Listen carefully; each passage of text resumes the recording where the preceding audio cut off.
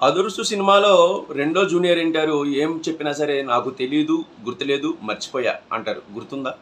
అలాంటి సమాధానాలే ఇప్పుడు వెంకటరెడ్డి గారి నోటి నుంచి కూడా వస్తున్నాయి. ఏసీబీ విచారణలో ఆయన ఇలాంటి సమాధానాలే చెబుతున్నారు. ముఖ్యంగా ఏసీబీ అధికారులు ప్రశ్నిస్తున్నా, తర్కిస్తున్నా సరే నాకు తెలీదు, అప్పట్లో కొందరు ప్రభుత్వ పెద్దలు చేయమన్న ప్రకారమే మేము చేశాము అని మాత్రమే చెబుతున్నారు. ఆ ప్రభుత్వ పెద్దలు ఎవరు దాన్ని రిటర్న్గా రాసి ఇవ్వండి అంటే ఇవ్వని పరిస్థితి. ఇసుక దోపిడీ వ్యవహారంలో జేపీ వెంచర్స్కు సుమారుగా 2600 కోట్ల రూపాయల మేర అనుచిత లబ్ధి చేకూర్చిన కేసుకు సంబంధించి ఏసీబీ కీలకమైన విచారణను చేస్తోంది.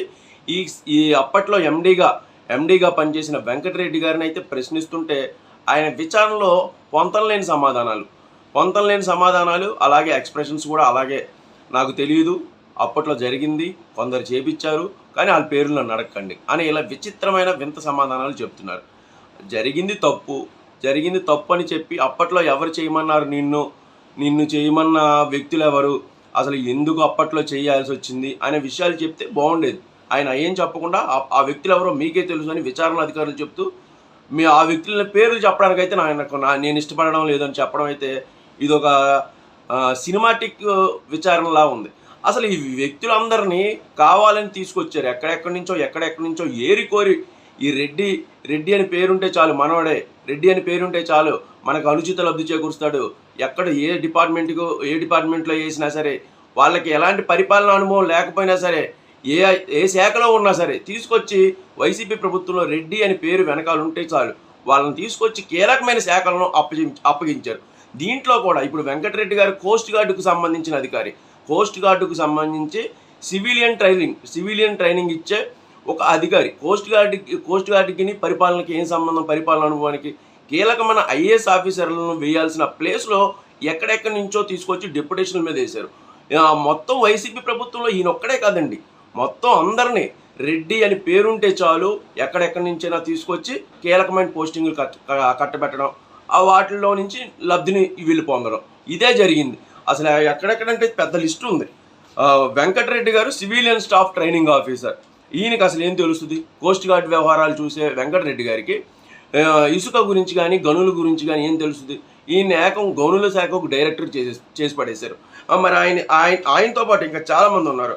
Madhusudan Reddy state mineral department ఎండీగా చేశారు. తర్వాత ఏపీ ఫైబర్ నెట్కి సంబంధించిన కూడా ఈయన చేశారు. అప్పట్లోనే 350 కోట్ల రూపాయల మేర లోన్లు తీసుకున్నారు, అక్రమంగా తీసుకున్నారు మధుసూదన్ రెడ్డి గారు అనేది అయితే అప్పట్లోనే వచ్చింది.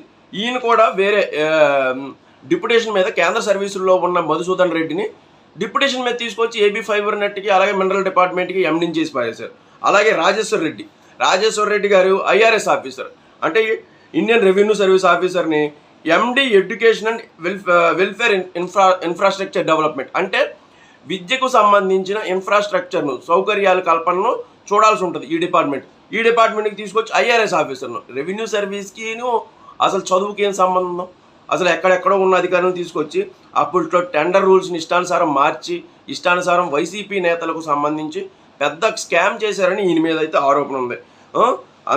దీంతో ఆ తర్వాత అది ఈయన్ని తీసుకొచ్చి మళ్ళీ కొత్తగా ఒక శాఖ సృష్టించి డైరెక్టర్ ఆఫ్ రెవెన్యూ ఇంటెలిజెన్స్కి కమిషనర్గా చేశారు. ఈయన తర్వాత దివాన్ రెడ్డి గారు వచ్చారు. ఈయన రైల్వే డిపార్ట్మెంట్ని తీసుకొచ్చారు. రైల్వే డిపార్ట్మెంట్కి అసలు ఈ ఎడ్యుకేషన్ అండ్ ఇన్ఫ్రాస్ట్రక్చర్కి ఏం సంబంధం? అసలు ఏంటి వీళ్ళందరూ ఎవరు? వెనకాల రెడ్డి ఉంది, దివాన్ రెడ్డి. నువ్వు మా వాడివే, రైల్వేలోంచి వచ్చేయి, డిప్యుటేషన్ మీద వచ్చేసాయి. ఈ పరిస్థితులు ఎంత దారుణంగా ఉన్నాయంటే విజయ్ కుమార్ రెడ్డి గారు ఇంక సమాచార శాఖలో ఆయన 5 ఏళ్ల పాటు ఆడిందే ఆట పాడిందే పాట. సాక్షికి ఎంత అనుచితంగా ప్రకటనలు ఇచ్చారు, ఎంత దారుణంగా దోచుకున్నారు అనేది ఇది ఇంకో కథ.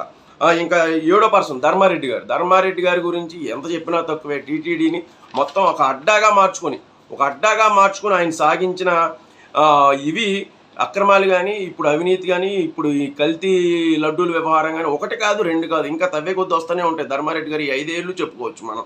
ఇక వాసుదేవ్ రెడ్డి గారు బేవరేజెస్ ఎండి, ఈయన ఐఆర్టీఎస్ అధికారి. ఐఆర్టీఎస్కి ఇక బేవరేజెస్కి అసలు ఏ సంబంధం? అంటే ఈ వాసుదేవ్ రెడ్డి గారు ఒక్కరి గురించి చెప్పడం లేదు. గత ప్రభుత్వంలో రెడ్డి అని పేరుంటే తీసుకురావడం డిప్యుటేషన్ మీద, ఆ పోస్టు సరైన పోస్టును మళ్ళీ చిన్న చితగా పోస్టులు ఎవరండి సరైన పోస్టును, డబ్బులు వచ్చే పోస్టును, వైసీపీ నాయకులు దోచుకునేందుకు అనువుగా ఉన్న పోస్టులను రెడ్డి అని పేరున్న ప్రతి ఒక్కరికి డిప్యుటేషన్ మీద తీసుకొచ్చైతే కట్టబెట్టారు. ఆ పాపాలే ఇవి. ఇప్పుడు వెంకటరెడ్డి గారు ఇంకా రాను ఇంకా వస్తుంటాయి. వెంకటరెడ్డి గారు కానీ, వాసుదేవరెడ్డి గారు కానీ, ఇంకా ఒక్కొక్క అక్రమం తవ్వేకొలది, ఒక్కొక్క అవినీతి వెలుగు చూసే కొలది ఈ రెడ్డి అధికారులే బయటకు వస్తారు. సో కాబట్టి వైసీపీ గవర్నమెంట్లో జరిగిన ఈ రెడ్డి వంశపు సామంత రాజ్యులు మొత్తం వీళ్ళే మొత్తం ఒక్కొక్క డిపార్ట్మెంట్ని, ఒక్కొక్క శాఖని పూర్తి స్థాయిలో గ్రిప్లో పెట్టుకున్నారు. అసలు ఈ రెడ్డిలందరినీ ప్రోత్సహించిన అసలు రెడ్డి ఎవరు అనేది అయితే పూర్తి స్థాయిలో బయటకు రావాల్సిన అవసరం అయితే ఉంది. Thank you.